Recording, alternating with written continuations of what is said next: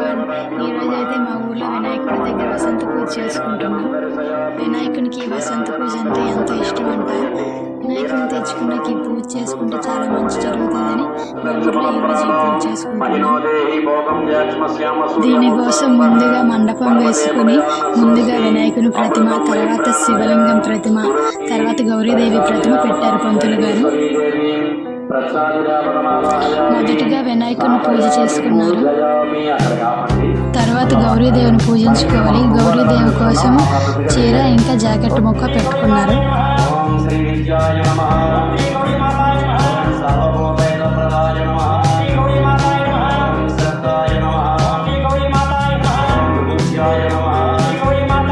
గౌరీదేవిని పూజించుకున్నప్పుడే కుంకుమ పూజ కూడా చేసుకోవాలి.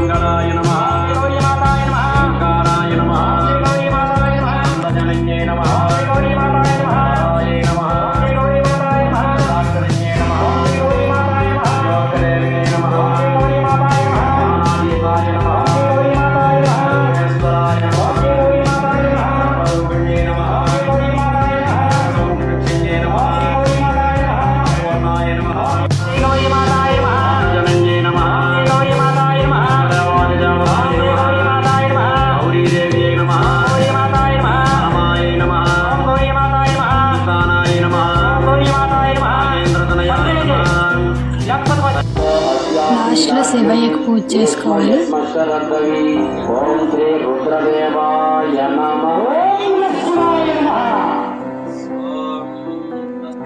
శివయ్యకు అభిషేకం చేయడం కోసం పంచామృతం ప్రిపేర్ చేస్తున్నారు. ఒక్కొక్కటిగా వేస్తే లేట్ అవుతుంది కాబట్టి అన్నీ ఒకటే దాంట్లో కలిపేస్తున్నాం. పాలు, పెరుగు, పంచదార, పటిక బెల్లం, తేనె ఇలా అన్నీ కలిపి ఒకే దాంట్లో వేసేసాం.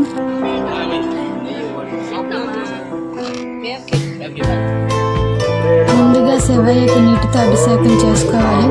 మా అన్నయ్య వదిన చేసుకుంటున్నారు.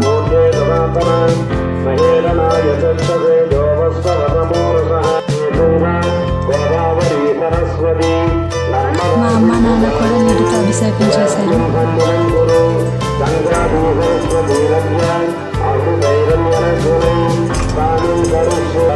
నీటితో అభిషేకం పూర్తయ్యాక పంచామృతాలతో అభిషేకం చేసుకోవాలి. మా నాన్నమ్మ చేస్తుంది.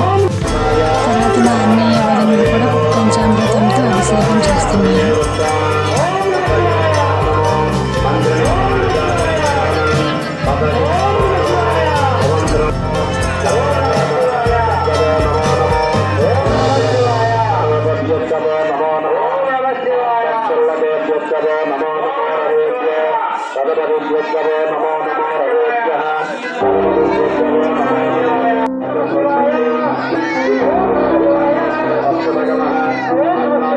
తర్వాత కొబ్బరికాయ కొట్టి కొబ్బరి నీళ్ళతో అభిషేకం చేయాలి.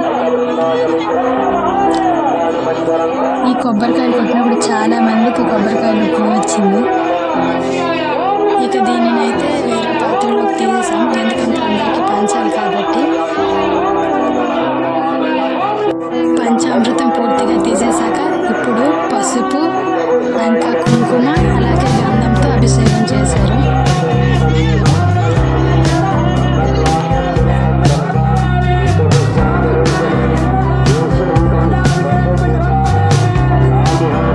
ఇక లాస్ట్లో పత్రితో పూజ చేసుకోవాలి. ఇలా 108 మంత్రాలు పత్రితోనే పూజ చేయాలి.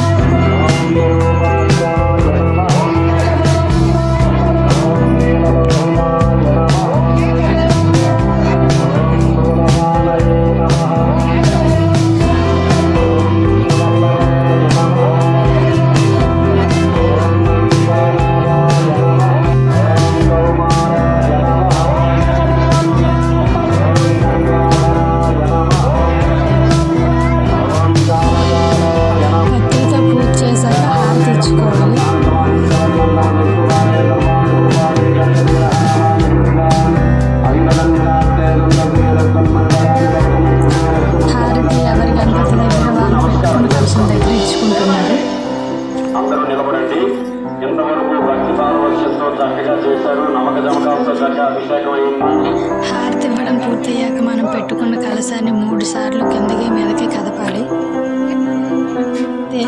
మన వసంత పూజ కంప్లీట్ అయిపోయింది. ఇక పంతులు గారు అందరికీ తీర్థం ఇస్తున్నారు. ఈ వీడియో మీకు నచ్చినట్లయితే లైక్ చేసి సబ్స్క్రైబ్ చేసుకోండి.